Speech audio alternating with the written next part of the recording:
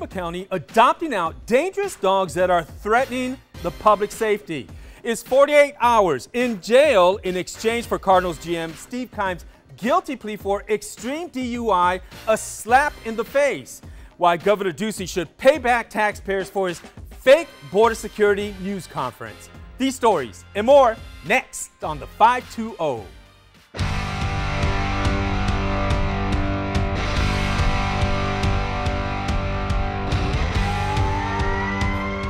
Well, welcome to the 520. I'm Steve Nunez. And I'm Marty Mata the Fourth. Thanks for joining us. And speaking of fake news, we always talk about that. I'm just going to call you out. Fake fan. Fake fan? Yeah, fake fan for wearing that Cardinals jersey. I'm a when supporter. You're a die-hard Green Bay Packer fan. I went wild in 2008. You will never, ever see me wear an ASU shirt, period. Sports enthusiast. Yes? Enthusiast. I support everyone. Sport salad. Agree to disagree. All right, we're going to talk some seriousness now. Is Pima Animal Control Center posing a risk to public safety by keeping vicious and dangerous animals alive that should instead be put to sleep for good? Well, according to PAC, it admits it's drastically reduced the number of animals euthanized over the last 6 years. PAC says it sometimes only has to euthanize around 5 animals a month for behavioral purposes. Yet, an investigation shows one dog, which had a record of attacking children and other dogs, have been allowed to be adopted out over and over again. They're put in a bit of a slippery slope because we called onto them to have less euthanasians every month, less euthanasians every week, but they don't have the resources and the funds necessary to hire trainers that can identify and correct these aggressive dogs within a span of a few weeks. It takes 3 to 6 months to correct behavioral issues with the canine. These guys can't be superheroes. It, as taxpayers, is not our responsibility to retrain or recondition a junkyard dog and turn him into the lovable pet of the week. Look, we do not want to euthanize dogs as a society. We all love dogs. I love dogs, you love dogs as much as the next person. But here's my point with PAC. It pisses me off that they're lying about their no-kill policy. Bottom line, they are putting these dogs out there knowing damn well that they pose a threat to children, they've attacked children, they've attacked and killed other dogs. You know what, overall, it is a slippery slope, and it's tough. But you know what? I compare it to capital punishment. There's a reason why we have a death penalty in this country. We do not want to put serial killers back in the street and give them a second chance. Bottom line, and I guarantee you, the first time that one of these dogs goes out and kills or severely injures a child, everyone's going to be up in arms. And do you think that there's a bit of self-responsibility, a responsibility put on the individual? Because I myself had two junkyard dogs at home, and I trained them with my own skill set, with my own research, because I understood that they had baggage. I understood what they were capable of coming from the pound. But people are training these animals to be mean and vicious and dangerous. You got to do something for them to protect the community, especially since it's our tax dollars. Seriously. I agree. Is a 48-hour jail sentence for Cardinals GM Steve Keim, who pleaded guilty to extreme DUI, a total joke of a sentence. Keim blew a .93 when he got busted by Chandler police for driving drunk on the 4th of July.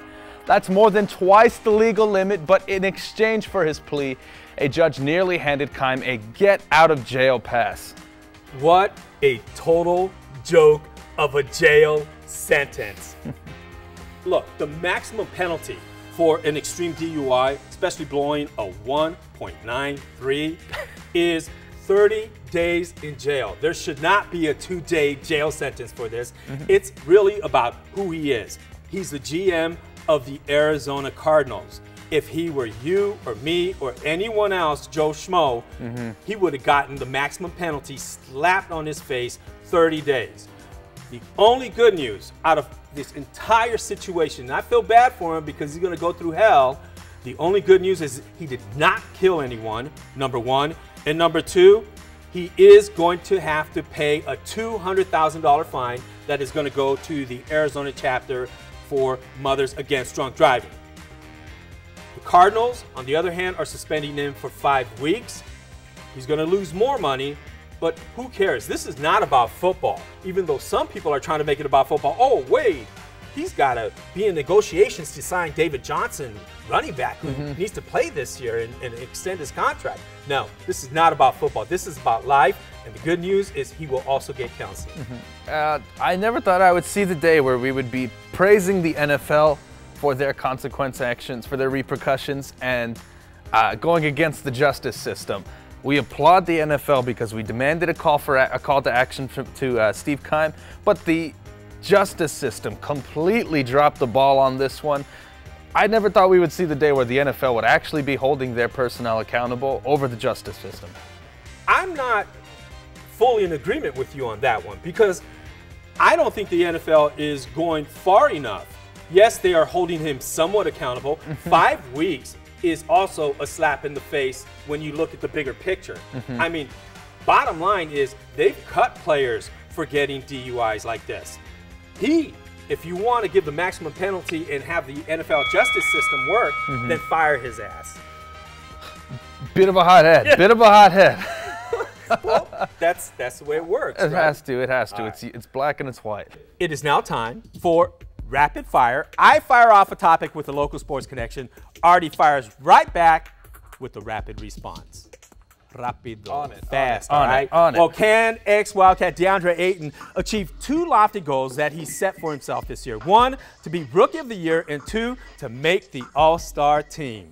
No, he cannot. Yes. He cannot. It will not be possible because the position he plays, or the labels that he's reaching for, come from a source of entertainment. He doesn't play an entertaining position. This is he plays personal for you. A business position. He doesn't play a pleasure position. You do not like the guy for some reason. I don't not like the guy. I love the guy. It was a great pick. But do I think he could be the most entertaining player, entertaining rookie in the NBA? On you. It's all over your forehead right now. No. Boop, boop. BS. Let me tell you what. He's going to be only 2 Phoenix Suns have done so in franchise history. He's going to be the 3rd. I guarantee you. We'll see. Yep. Well, it turns out ex-Wildcat Dusan Ristic walked away from a chance to play with former teammate DeAndre Ayton in the Suns to return home and play for Serbia's Red Star Belgrade. Good for him and bad for him. Good for him for making the best of a bad situation. Bad for him because I think this was him eating humble pie, him understanding that he looked before he left. He ate too much humble pie. I think he had a chance in the NBA, but good for him. He signed a long-term contract. So be it. Okay, why did Texas A&M schedule a game against ASU starting with a home-and-home series in 2025, but ignored a chance to play Kevin Sumlin's Arizona Wildcats? This is so surprising to me because the NCAA thrives off of rivalries. It's the pinnacle of college football, and they had a chance to manifest one here, and they just let it slip from under their hands. I think they threw serious shade at Sumlin and stuck it to him. Plus, they don't want to meet him. They know Arizona's going to win over the next couple of years. No, we'll see. Right. Well, the PlayStation Fiesta Bowl has extended its agreement with the College Football Playoff for 6 years, with the Fiesta Bowl hosting semifinal matchups in the 2022-23 and 25-26 seasons. The city thrives. The city of Phoenix thrives off of these sort of events. The event agencies love the city of Phoenix. Cheap lodging, cheap entertainment, cheap food. What's to go wrong in Phoenix? Have you been to Phoenix lately? Yeah, it's not so bad compared to the city of New York and the city of Los Angeles and the not city of Miami. Not exactly cheap, though. Yeah, it's not as cheap as Tucson. Well, the Arizona Cardinals traded up to draft franchise future quarterback Josh Rosen at number 10, but Patrick Peterson, great defensive player, wants often injured $20 million man Sam Bradford to start for the Birds next year. With the amount of investment that the Cardinals have put in Bradford, they don't know who's going to start as quarterback either. I foresee a 60-40 split in snaps. They'll probably section each sections of the playbook to each kid, but we won't know till probably week 5 or 6. He may be a good prognosticator because Bradford has very little chance to complete the football season without getting injured anyways. Really quick, will the Arizona Cardinals make the playoffs in 2018? No. They won't. They what a sellout. They cannot outplay. You are a fake fan. They cannot outplay Los Angeles. Jersey on this show. They cannot outplay Seattle and San Francisco. Fan and then not have faith in Cardinals enthusiast. Unbelievable. Unbelievable No, that you would they go there. They cannot. They cannot. Take off that jersey right now. I enjoy it. I like wearing it. Oh, man. It's comfortable. Unbelievable. Why have calls for Republican state lawmaker David Stringer to resign over a racist rant gone mute? Well, Stringer was one of 18 state lawmakers who toured the Southwest Keys facility in Tucson that houses hundreds of immigrant children. Stringer came under fire for calling immigration an existential threat and said, quote, "There are not enough white kids to go around in Arizona." After touring the immigrant housing facility, Stringer faulted the children for being separated from their parents. To me, racism has always been a fear of change, a fear of becoming inferior. It is not about preferring one's culture to another. We all do it. Us as Mexicans are very prideful of such. But this came from a place of fear. He was nervous saying it. He tried to retract it in a very go-getter mentality. We can't accept this. When should we accept it? I'm tired of politicians thinking they're invincible. I'm tired of the voting class putting these people in office. Someone has to put their foot down to this one. Stringer, yet again, is another politician who shames the essence of democracy by not willingly or wantingly and really having the need to represent all people. Because he clearly doesn't. I mean, his statement that these innocent children who were separated from their parents and faulting them instead of the Trump administration's policy and calling them existential threat to the American way of life is a disgrace.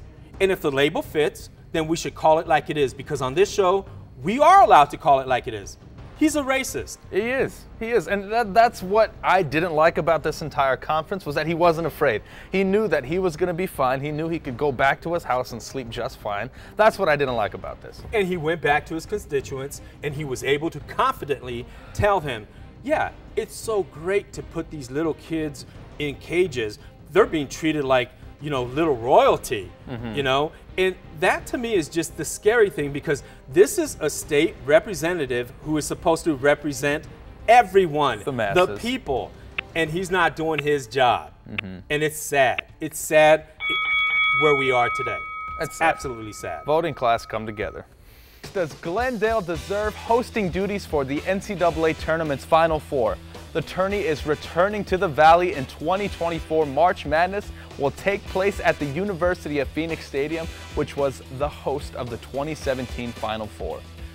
There's only one criticism I have about Glendale hosting the NCAA Final Four.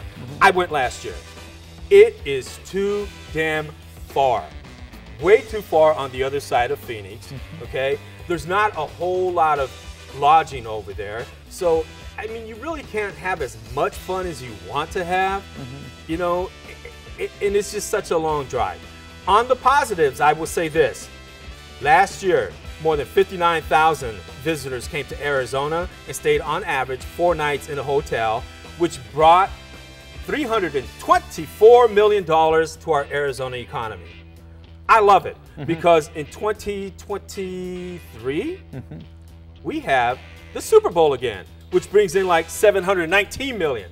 So you know what I say, with all that added tax dollars and revenue that we're going to get from back-to-back years of Super Bowl and Final Four events, we better damn well have some money to help fund education. That's where I'm going with that. And at the end of the day, Steve, to your beginning statement, if you want to make an omelet, you got to break some eggs. In the city of Arlington and Dallas, Texas, there's absolutely nothing to do. In the city of where Levi Stadium is in San Francisco, there's absolutely nothing to do. That's just one of the add-ons to sports entertainment nowadays because of the cheap real estate. So if the hardest thing we have to do is be a part of Glendale, I say, what the heck? Well, they're going to have a lot of the activities going on in Phoenix. Of course. But the traffic between Phoenix and Glendale, last year it took me like 2 hours just to get from Phoenix to Glendale. Would it have been harder to drive to maneuver and through the city of Atlanta? I had to dish out $200 to stay in a hotel because I drank, a couple of beers, having a good time. I say it's betting on the games. It's gonna of be. course, I'm going to bet on the Final Four. It's going to be worse than Atlanta, Chicago, Denver, Colorado. I think it could be absolutely worse. The city of Glendale is the perfect place for the NCAA Final Four, is it not? I'm just happy for Arizona. All right, let's jump right into Do We Care? As you know, we love to tackle community issues and not just sports and ask ourselves, do we care? Well, Governor Doug Ducey recently stood against a staged backdrop of seized guns and bundles of drugs and then claimed the state is stepping up funding for the Border Security Strike Force. Turns out he used a taxpayer-funded event on border security to shoot a campaign ad. This is absolute grade A baloney with the red thing around the circle.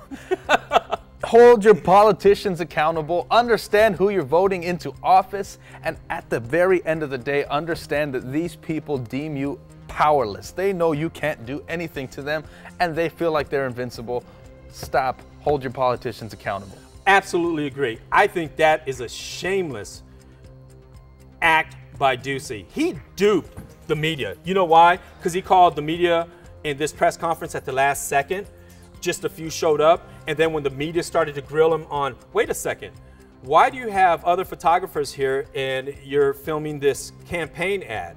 His response was, we invited the public, it's open to the public, but they didn't give notice to the public. So in other words, he duped the taxpayer, he duped the media, and he's duping all of us. I think it's BS, and he should pay every cent of what that press conference cost back to us taxpayers.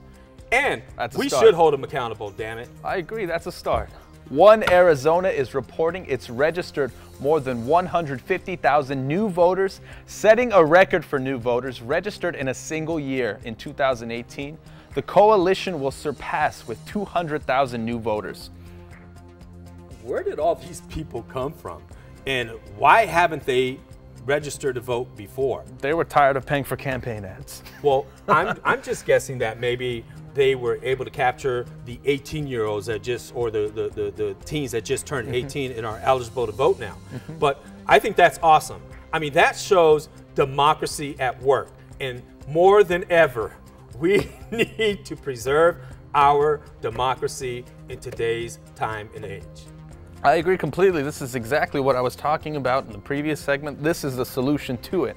The working class coming together, the 99% coming together and putting their power back where it should be. All right. Well, is this the year Arizona finally turns blue? Democrats have been expecting Barry Goldwater's home state to flip for years now, powered by a Latino electorate, fired up by President Donald Trump. Pundits now say it's a real possibility for Arizona to turn blue. It could be. It's only possible because of the masses. I don't think it's going to be possible with this current election. I think it could possibly happen in 2 to 5 years. I think if people show up and actually show up to vote, then it's a real possibility. If not, stays the same. Here we are again. Status quo. Well, you've heard the phrase, oh, no, you didn't. Well, here at the 520, we're not afraid to tell it like it is with, oh, yes, we did. Well, here's another state lawmaker I'd like to slap the smile off his face of. Take a look at this idiot right here. He's Representative Paul Mosley, a Republican from Lake Havasu City. He got busted in March for driving 97 in a 50-mile-per-hour zone. Well, police body cam then captured this idiot admitting, and with a smile on his face, that he often drives as fast as 130 or 140 miles per hour so he can get home to his wife after a so-called day's work at the state capitol. Brace yourself. He then tells the officer he can't get a ticket because he's protected by legislative immunity. Well, it's true. The state Constitution does in fact protect lawmakers from getting arrested for misdemeanors such as aggravated speeding so they don't miss votes during the legislative session. Well, fellow lawmakers have denounced his behavior. Right now, the incident has been turned over to the Cochise County Attorney's Office to avoid a conflict of interest in La Paz County. Well, so far, no complaint has been filed. Think about this. Here's a state lawmaker who thinks it's funny to speed and to risk the lives of others, a man who is supposed to make laws and follow laws but not break laws, and then claiming legislative immunity. I find Mosley's behavior criminal, irresponsible, darn right pathetic. You should be just as angry as I am. Get out and vote Mosley and all those other arrogant idiots out of office. Nail on the head, Steve. And before I go, I'd like to protect the innocent one more time. Arizona Cardinals tight end Ricky Sales Jr. arrested some days ago for disorderly conduct. He was trying to use the bathroom inside a hotel, was denied access for being a non-patron, and things escalated after Seals Jr. put his hands on an employee and then was detained. Of course, Jermaine Gresham is the starting tight end for the Cardinals, but Ricky foreseeably getting suspended is actually detrimental to the Cardinals. One tight end on the field is fine, it's easy to defend. Two tight ends on the field, which the Cardinals are usually accustomed to, is the entire playbook. A runner like David Johnson, quarterbacks like Rosen and Bradford, the edge rushers present in the NFC West is now missing from the equation because someone had to pee. Be more conscious and respectful because these two new quarterbacks are going to suffer the consequences of your actions. What's even worse is we barely have a GM to replace him in the meantime. Somebody put your foot down in this organization and stop this deja vu. We've had enough Arizona programs in the news recently. So you have your chance to redeem yourself. Are you a Cardinal fan or are you not? Because you're not picking them to even make the playoffs. I'm a sports you keep enthusiast. Covering the logo. I'd wear a Missouri Tiger shirt if I had one. I'll tell you what. I'm a sports enthusiast. Fake I'll catch a fan. game when I can. Fake fan. All right, before we go, take a look at the clip of the week. I have great confidence in my intelligence people, but I will tell you that President Putin was extremely strong and powerful in his denial today. President Trump's summit with Russia's Putin hit the very core of who we are as America. I'm going to drop the mic on this one. MAGA now stands for Mueller ain't going away. What can we say? I have absolutely nothing to say about this. You saw it right there. The proof is in the pudding, from the horse's mouth. No words. It hurt, though. It hurt. Well, that does it for this episode of the 520. Our goal is to tell it like it is because it's all about giving voice to opinions, even if you don't agree. Be sure to follow the 520 on Facebook and on Twitter at the 520 Tucson. And if you have a topic you want us to cover, send us an email at the520@KVOA.com. I'm Steve Nunez. And I'm Artie Mata IV. Join us next week on the 520. Go Wildcats.